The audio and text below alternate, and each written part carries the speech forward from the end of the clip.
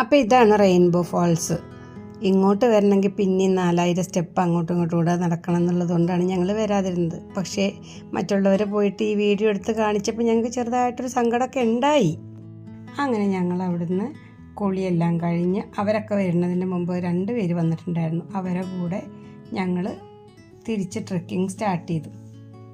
തിരിച്ചു പോന്നപ്പോൾ ഞാൻ പറഞ്ഞു, ഇതത്ര വലിയ ബുദ്ധിമുട്ടൊന്നും ഇല്ലല്ലേ എന്നൊക്കെ പറഞ്ഞിട്ട് ഭയങ്കര വലിയ വീരവാദമൊക്കെ മുഴക്കി പോന്ന് കുറച്ചങ്ങ് എത്തിയപ്പോഴാണ് കാലിൻ്റെ മുട്ടിന് ഭയങ്കര വേദനയാണ്. നമ്മൾ ഇറങ്ങുമ്പോഴാണ് കാലിൻ്റെ മുട്ടിന് വേദന ഉണ്ടാവുക. കയറ്റം കയറുമ്പോൾ നമുക്ക് ബ്രീത്തിങ് ഇഷ്യൂ ഉണ്ടാവുള്ളൂ. പക്ഷെ ഇറങ്ങുമ്പോൾ എല്ലാവരുടെയും മുട്ടിന് ഭയങ്കര പെയിനായിരുന്നു. ഒരു കാലിൻ്റെ മുട്ടിന് ഭയങ്കര പെയിൻ. ഏത് മുട്ടുവേദന ഇല്ലാത്ത ആൾക്കാർക്കും ഇത്രയും നടന്നു കഴിഞ്ഞാൽ സ്റ്റെപ്പ് ഇറങ്ങിക്കഴിഞ്ഞാൽ മുട്ടുവേദന വരും. കടന്നു വരുന്നുണ്ട്. ഇനി അടുത്തത് ഒരു പാസഞ്ചർ.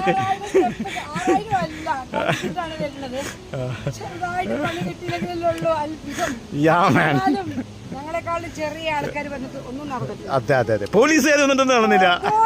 തിരിച്ചുപോയി.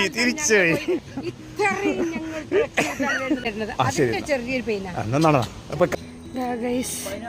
രാവിലെ ഇറങ്ങി ഞങ്ങൾ ഇതാ ഇപ്പോഴാണ് തിരിച്ചതാ. ഇവരൊക്കെ മാഗി കഴിച്ചുകൊണ്ടിരിക്കണു. സൈഡിൽ കൂടി ഇതുപോലത്തെ കടകളാണ് ഇവിടെ ഇങ്ങനെ സ്റ്റെപ്പ് ഇറങ്ങി വരുമ്പോൾ ഉള്ളത്. ഇവരൊന്നും ഞങ്ങളുടെ കൂടെ വന്നതല്ല, ഇവരൊക്കെ വേറെ ഗ്രൂപ്പായിട്ട് വന്നതാണ്.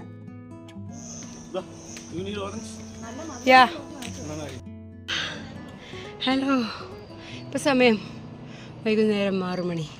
ഇവിടെ കണ്ടില്ലേ നട്ടപ്പാതിര പോലെ ഉണ്ട്. ഇവിടെ രാവിലെ 4 മണിക്ക് നേരം വെളുക്കും.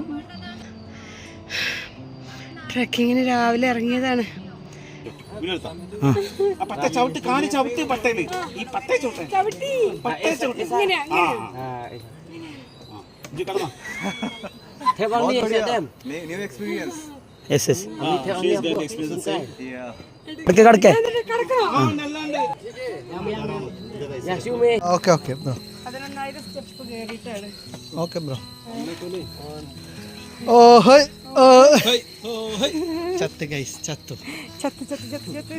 ഇതാണ് ഡോളി. നമ്മുടെ നാട്ടിലെ ഓട്ടോയും ടാക്സിയൊക്കെ പോലെ ഇത് ഇവരുടെ ഒരു ജോലിയാണ്. ഇവർ ചോദിച്ചുകൊണ്ടിരിക്കും.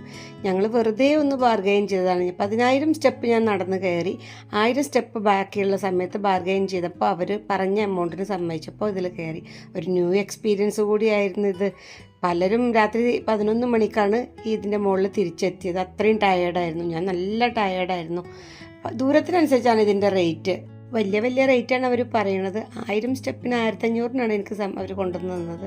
പലരും പല റേറ്റാണ് വാങ്ങിക്കുന്നത്.